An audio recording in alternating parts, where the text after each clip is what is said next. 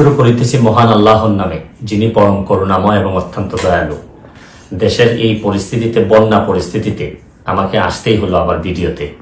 আমি সোশ্যাল মিডিয়ার মাধ্যমে যেভাবে দেখলাম যে এত পানি, বিশেষ করে আমি আমাদের এলাকায় দেখলাম যে 93 সালের পরে হবিগঞ্জে এত পানি খোয়াই নদীর উপরে কখনো হয়নি। কারণ একটা ভারত থেকে একটা ড্যাম এটা ছেড়ে দেওয়ার কারণে পানি আর কোনোভাবেই কুলায় উঠতে পারতেছে না আমাদের নদী। এইদিকে আবার আমাদের দেখলাম যে ফেনীতে তো মানে শুধু বাড়ির ভিতরে ঢুকছে তা না, বাড়ির চালের উপর দিয়ে পানি যাচ্ছে।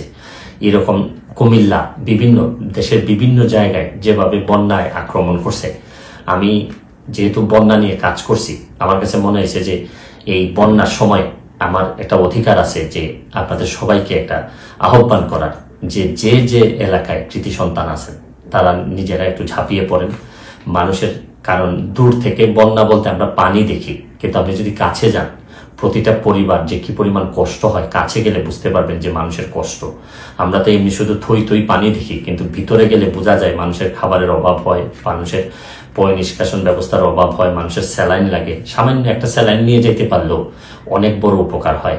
আমি বিশেষ করে প্রধান উপদেষ্টা মহোদয় ডক্টর মোহাম্মদ ইউনূস সাহেবকে অনুরোধ করব যে সারা দেশে, ওনার তো তৃণমূলে কাজ করার অভিজ্ঞতা আছে, উনি যদি একটু ব্যবস্থা নেন এবং মানুষ অনেক বেশি শান্তি পাবে। কারণ আমি আরেকটা জিনিস, আমার এলাকায় নিজের হবিগঞ্জের যারা আছেন, যারা আমাকে, আমার আত্মীয় স্বজন, যারা ফলোয়ার আছেন, তাদেরকে বলবো যে আপনারা যেভাবে পারেন আমাদের এলাকার, অন্তত এলাকার মানুষগুলারে সেভ করার চেষ্টা করেন। আমার পক্ষ থেকে আমি যেভাবে পারি কিছু না কিছু সহযোগিতা করার চেষ্টা করব। কারণ সবাই একসাথে দাঁড়াইলেই দেশের যে কোনো দুর্যোগে আমরা মানুষের কল্যাণ কিছু করতে পারবো। আমরা বহু মানুষ আছি, হয়তো মানুষ একটু বিপদে পড়লেই কাজে আসতে পারি, হয়তো আমরা চেয়ে ঘুরে বেড়া না, আমরা হয়তো অনেক বেশি প্রতিবাদকারী না, বা সব জায়গায় দাঁড়ায় যেতে পারি না, অনেক লিমিটেশন নিয়েই মানুষ হিসাবে বেঁচে থাকি।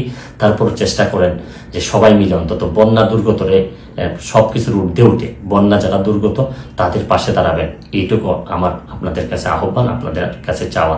তারপর আমি একটা জিনিস বলি যে খুব খারাপ, এখনো আমাদের এলাকায় নদী ভাঙ্গন দেখা দেয়নি, নদীর চারদিকে পানি পড়তেছে।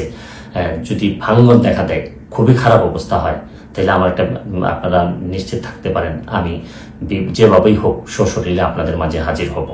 আমি চেষ্টা করবো আমার সর্বস্ব দিয়ে যাদের জন্য আমি শপথ নিয়েছিলাম তাদের পাশে দাঁড়ানোর।